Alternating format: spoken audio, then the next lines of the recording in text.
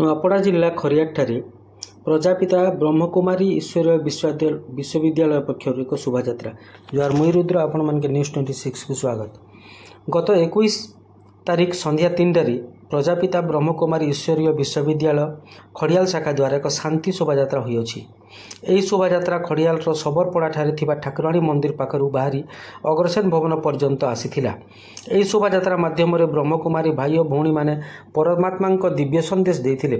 ପରେ ସନ୍ଧ୍ୟା 5ଟାଠାରେ ଅଗ୍ରସେନ ଭବନଠାରେ ଏକ ବିଶାଳ ଆଧ୍ୟାତ୍ମିକ ସଭା ଜିନ୍ଦଗୀ ବନେ ଆସାନ ଅନୁଷ୍ଠିତ ହୋଇଯାଇଅଛି।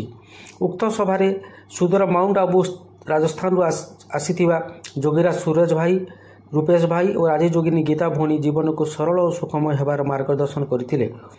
ଉକ୍ତ ସଭାକୁ ନୂଆପଡ଼ା ଜିଲ୍ଲାପାଳ ମାନନୀୟ ମଧୁସୂଦନ ଦାସ, ଖଡ଼ିଆଲ ବିଧାୟକ ଶ୍ରୀ ଅଧିରାଜ ମୋହନ ପାଣିଗ୍ରାହୀ, ଏନ୍ଏସ୍ସି ଅଧ୍ୟକ୍ଷ ଉଜ୍ଜଳ ଗୁପ୍ତା, ବ୍ଲକ ଚେୟାରମ୍ୟାନ୍ ପୁଷ୍ପାଞ୍ଜଳି ନନ୍ଦ ଓ ତହସିଲଦାର ନରସିଂହ ଗଡ଼ବା ପ୍ରମୁଖ ମଞ୍ଚାସୀନ ଥିଲେ। ସହରର ସହସ୍ର ସଂଖ୍ୟାରେ ଆଧ୍ୟାତ୍ମିକ ପ୍ରେମୀ ଯୋଗ ଦେଇଥିଲେ। ଏହି କାର୍ଯ୍ୟକ୍ରମରେ ବ୍ରହ୍ମକୁମାରୀ ଭଉଣୀ ଓ ଭାଇମାନେ ସହଯୋଗ କରିଥିଲେ।